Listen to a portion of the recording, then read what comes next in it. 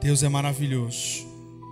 Deus é um Deus grandioso que opera em todos nós, simultaneamente. Ele é onipresente. Em outras palavras, Ele está em todos os lugares ao mesmo tempo. Enquanto estamos aqui reunidos em um pequeno grupo, adorando e buscando a Ele, tem um outro grupo, lá do outro lado do oceano, em outros continentes, em países remotos do planeta Terra, pequenos grupos reunidos, e Deus os alcança da mesma forma, da mesma maneira. É o poder de Deus, é a manifestação da sua glória, no mais alto esplendor, agindo e operando tudo e em todos. Louvado seja Deus.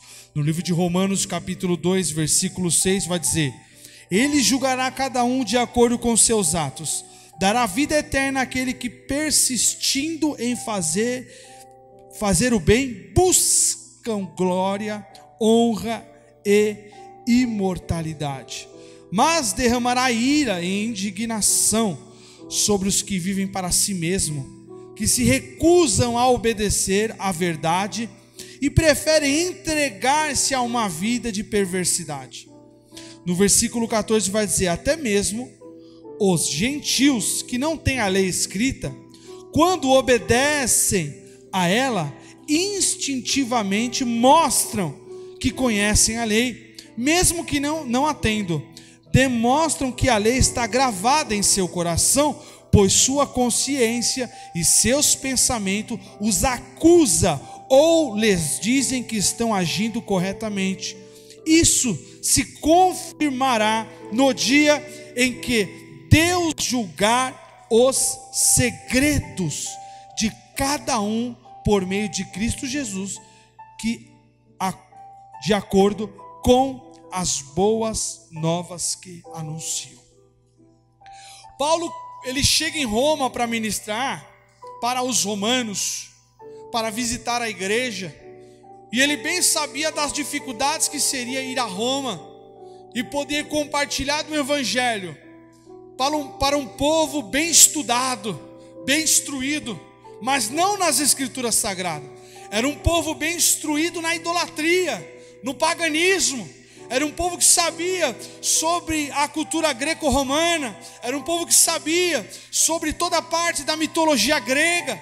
Era um povo que oferecia em altares grandiosos, estonteantes.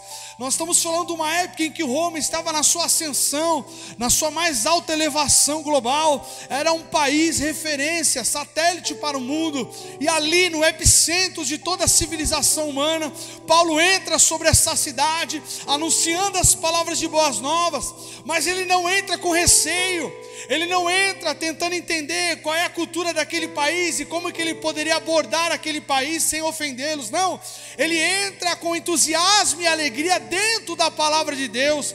Paulo nos demonstra a importância de nós levarmos em consideração, em primeiro lugar, a palavra de Deus. A palavra do Senhor é bússola. A palavra do Senhor, ela é o sentido para a nossa existência. E Paulo não poderia chegar em Roma de outra forma.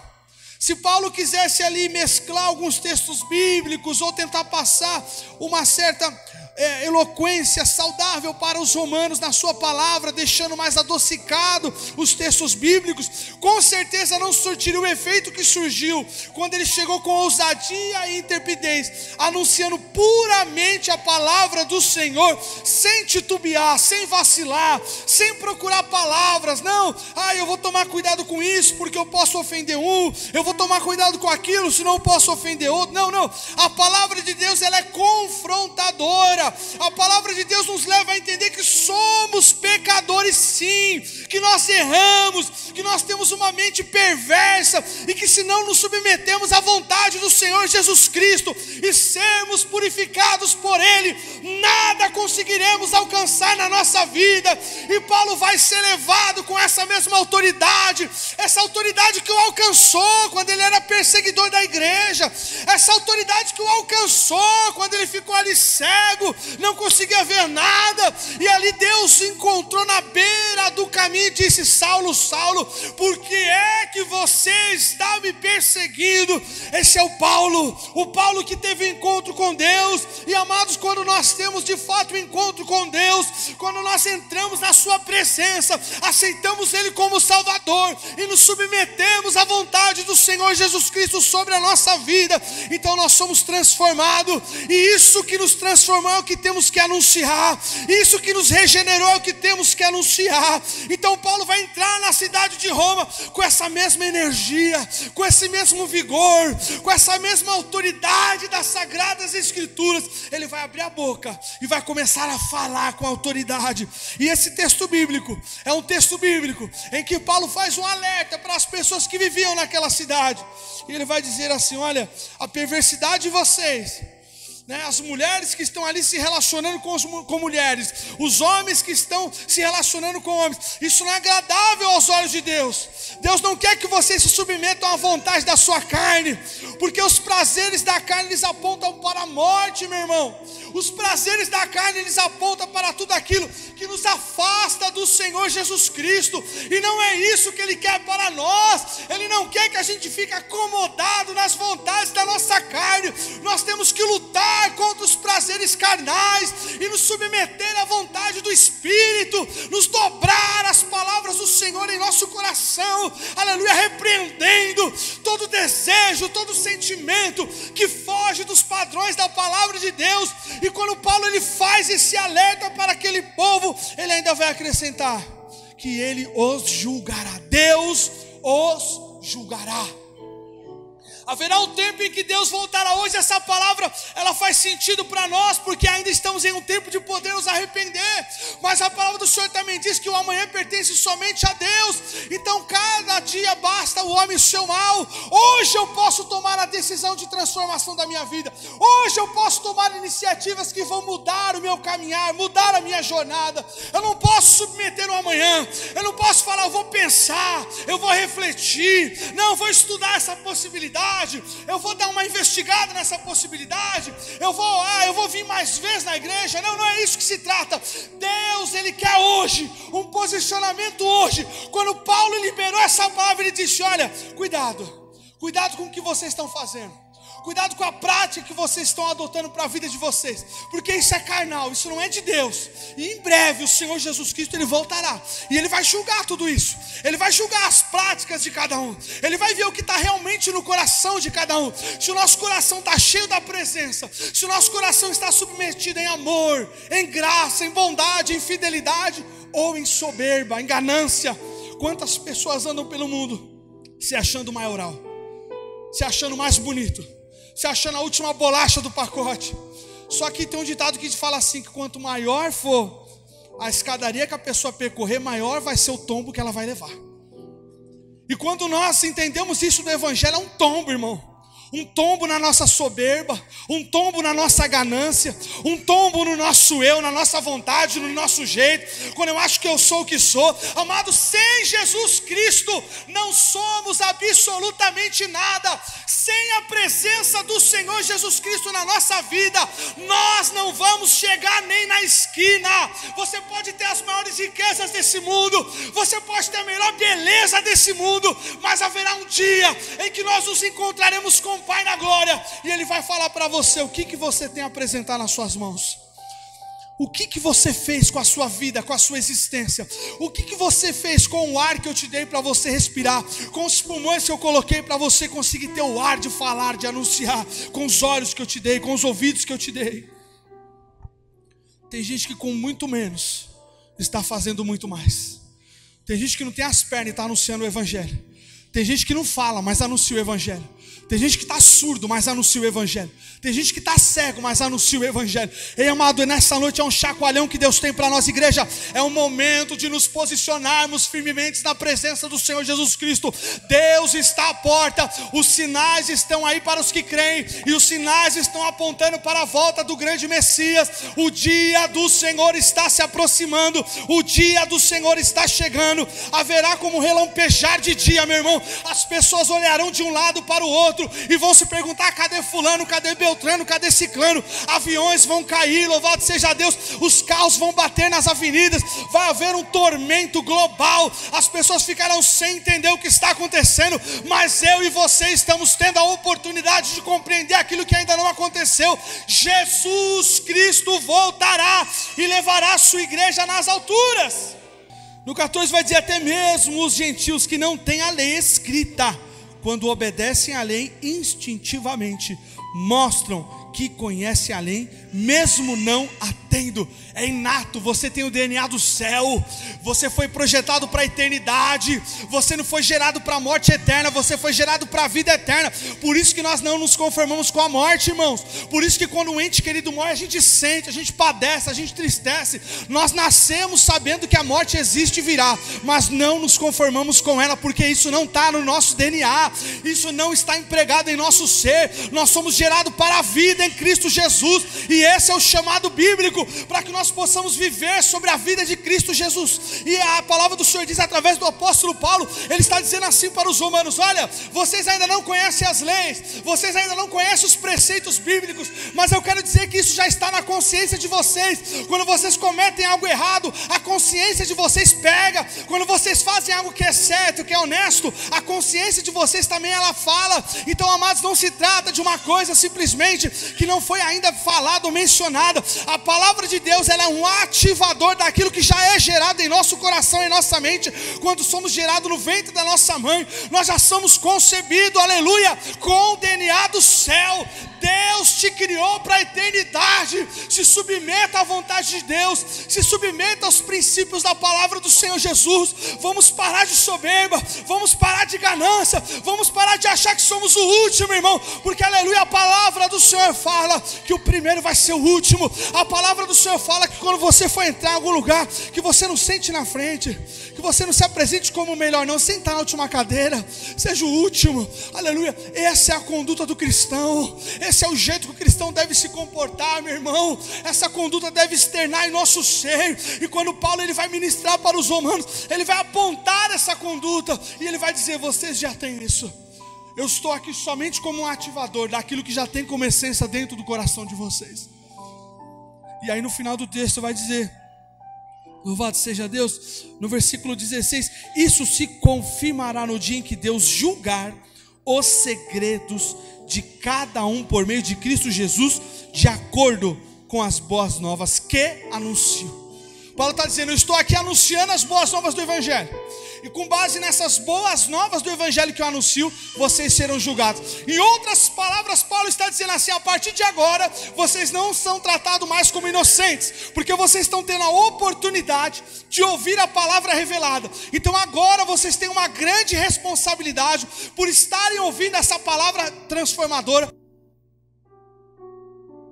de Cristo, essa palavra que transforma o ser humano. A partir de agora vocês têm uma grande responsabilidade, porque eu estou aqui para anunciar ela. E se eu estou aqui para anunciar ela, a partir de agora vocês têm que tomar um posicionamento na vida de vocês. A partir de agora vocês têm que tomar uma direção na vida de vocês. E é nesse ponto que eu queria chegar aqui com essa breve ministração, meus irmãos, sobre o lugar que estamos e para onde nós queremos ir. Até quando vamos estar insistindo em continuar com uma vida que não tem nos aproximado de Cristo, em continuar com hábitos que não tem nos aproximado do Senhor Jesus Cristo? Deus está nos chamando, e mais do que isso, como pastor dessa igreja, Deus está nos cobrando. Deus está falando: eu quero mais igreja, eu quero mais vida no altar, eu quero mais oração, quero mais jejum. Deus tem coisas a revelar sobre nós, mas nós precisamos nos aproximar dele. A Bíblia fala assim: se achega ao Senhor e ele se achegará a vós. É uma necessidade nossa de querer se aproximar dele. Deus não precisa se aproximar de nós, Deus não precisa de nós, mas nós precisamos do Senhor. Nós precisamos nos aproximar do Senhor. Então precisamos combater as vontades carnais e começar a se aproximar daquele que vive, daquele que reina para todos sempre, para sermos renovados em sua gloriosa presença, renovados pela sua palavra, renovados pelo seu Espírito, e através disso criar vínculo relacional com a presença do Cordeiro Santo. Deus, ele nos chama para um compromisso. Chega de ficar cocheando em dois pensamentos. Chega de ficar num espírito de dúvida. Eu vou, não vou, eu faço ou não faço. Chega de ficar em cima do muro. Chega de fazer as coisas da forma que dá. Deus não precisa de nenhuma migalha nossa. Deus, Ele quer a nossa vida por inteiro. Deus quer nosso coração. Deus quer a nossa mente. Não adianta só vir para a igreja, tem que ser igreja. Não adianta somente estar presente ao lado de Cristo. Olha só, você não foi gerado para ser um simples escravo do Senhor. Não, eu vou lá para fazer o que Deus... Não, porque a Bíblia fala que o escravo faz o que o seu Senhor manda. Não, mas o servo ele faz porque ele ama. O servo ele faz porque ele ama. Eu tenho que amar isso. Eu tenho que amar esse evangelho. Eu tenho que amar essa palavra. Eu tenho que amar a minha igreja. Eu tenho que amar ouvir louvor. Eu tenho que amar orar. Eu tenho que amar jejuar. Eu preciso ter esse sentimento de contentamento sobre o Deus que eu sirvo. E como que eu vou gerar esse sentimento de contentamento? Como que eu vou me animar para estar nos cultos se eu não me consagro? Como que eu vou me animar para estar na igreja se eu não estou orando, se eu não estou jejuando, se eu não estou em comunhão com o Senhor? Aleluia, é um convívio diário, irmão, é um relacionamento diário. Tudo vai culminar quando você estiver dentro da igreja, mas isso começa no lar, no relacionamento pessoal com a pessoa de Cristo Jesus. É isso que Ele tem para a nossa vida, é isso que Ele quer fazer da nossa vida. Não adianta nós ficarmos só ouvindo. A Bíblia fala assim, que muitos são os que ouvem e poucos são os que praticam. A Bíblia fala que a seara é grande, mas poucos são os ceifeiros. Olha só o déficit, irmãos. Olha só a necessidade. Há um chamado, igreja. Vamos sair da zona de conforto. Vamos sair da procrastinação. Quanto tempo que você gasta vendo televisão? Quanto tempo que você gasta às vezes vendo um jogo de celular? Um momento inútil, um momento que não acrescenta nada, que não agrega nada, que não edifica em nada. E aí pega na Bíblia, não consegue aguentar 15 minutos com a palavra, não consegue ficar 5 minutos de joelho no chão, não consegue fazer 6 horas de jejum, fica ali gladiando, porque eu estou com dor de cabeça, que hoje eu não estou bem, porque hoje eu estou com não sei o que. Amados, Deus está nos dando um chacoalhão nessa noite e falando: se posiciona, meu povo. Deus quer nos usar como instrumento nas mãos dele, mas isso tem um preço, irmãos. Nós precisamos nos posicionar em Cristo Jesus, aleluia, e nos submeter à vontade dele. E para isso teremos que travar uma guerra com as vontades da nossa carne. A carne luta contra o espírito, e o espírito contra a carne, e ambos se opõem um ao outro. Então a quem eu estou servindo? Paulo vai dizer à igreja de Éfeso, quando ele está preso, se eu não me engano, na segunda viagem missionária que ele escreve para Éfeso, e ele vai dizer assim: meus irmãos, revestivos de toda a armadura de Deus, para que possais resistir no dia mau. Então sabe aquele momento de tribulação? Sabe aquele momento que a carne grita? Que as vontades pessoais querem sobressair as vontades do Espírito? É nesse momento que eu tenho que estar com esse revestimento espiritual. E o convite, a convocação do Senhor é para nós nos revestirmos de Deus, nos revestirmos das armaduras celestiais e estar preparado contra todo o dardo inflamado do maligno. Irmãos, a nossa luta é contra principados e potestades. Você tem noção disso? São esferas espirituais. São esferas espirituais. Para a oração subir é uma guerra, para a bênção descer é uma guerra, é um confronto diário. Você dorme, mas os anjos não dormem.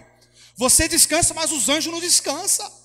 E eu quero descortinar sobre o seu olhar essa mentalidade, porque o que Paulo está falando para Roma é no meio de um confronto espiritual, é uma guerra de deuses.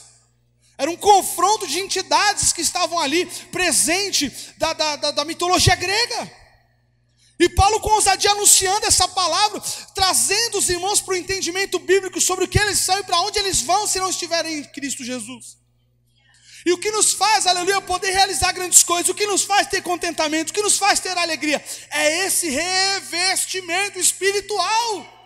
E como que eu vou ter revestimento espiritual no Netflix? Como eu vou ter revestimento espiritual maratonando um jogo de celular? Como que eu vou ter revestimento espiritual se eu não estou me consagrando, se eu não estou orando, se eu não estou jejuando? Como que eu vou ter as coisas de Deus se eu não estou fazendo as coisas de Deus? Como que eu vou querer que Deus fale comigo se eu não falo com Deus? Como que eu vou querer que Deus revele algo a mim se eu não tenho nem intimidade com Ele? As pessoas querem viver as bonanças da palavra, mas não querem viver os princípios da palavra. E o convite é para nós nos submetermos aos princípios bíblicos.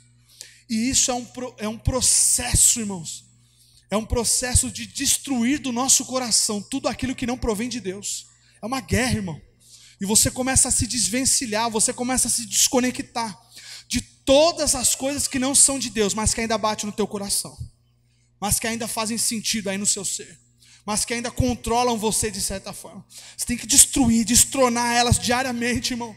Que nós possamos diminuir para que o Senhor cresça. Esse é o passo do cristão. Que eu apareça menos, eu não preciso aparecer. Eu não preciso estar na foto, não preciso estar na pose, mas Jesus tem que estar. O nome dEle tem que ser exaltado e glorificado em todo o tempo na minha vida. Então Paulo, ele se apresenta como um servo do Senhor, como um humilde servo, um humilde mensageiro das boas novas do Senhor, quando ele chega em Roma. Louvado seja Deus, oh aleluia, e vai dizer: Deus julgará os segredos de cada um por meio de Cristo Jesus, de acordo com as boas novas que anuncio. Essas mesmas boas novas que Paulo anunciou à igreja de Roma, é a palavra que nós estamos anunciando aqui hoje para a igreja. Jesus está à porta e bate. A volta do Senhor, ela é iminente, irmão. Ela vai acontecer. Ela vai acontecer. É uma realidade. Não é uma história da carochinha. Não, ele virá. E a maior demonstração do amor de Deus para com a humanidade é a volta dele. Porque é uma promessa que ele fez. Jesus Cristo, quando ressuscita dentre os mortos, e ele vai encontrar ali no caminho de Emaús, ele vai encontrar dois homens. Lembra dessa passagem? Já preguei isso aqui, né? E ele vai lá para Jerusalém, ele encontra ali os apóstolos e vai dizer assim: eu vou para o Pai, mas voltarei para buscá-los. É uma promessa do Senhor. Ele foi para o Pai, mas ele voltará para nos buscar, meus irmãos. Estejamos preparados, igreja, porque vai ser no piscar de olhos. Vai ser assim como um ladrão que assalta à meia-noite. No momento que você menos esperar, num piscar de olhos, a volta do Senhor virá. E lá vai ser tarde. Quando o Senhor Jesus voltar, irmãos, aí é tarde. Tem um louvor antigo que fala assim, né? Meu irmão, hoje tu tens a escolha, vida ou morte, qual vais aceitar? Amanhã pode ser muito tarde, hoje Cristo te quer libertar. Louvado seja Deus. Sou Igreja de Deus.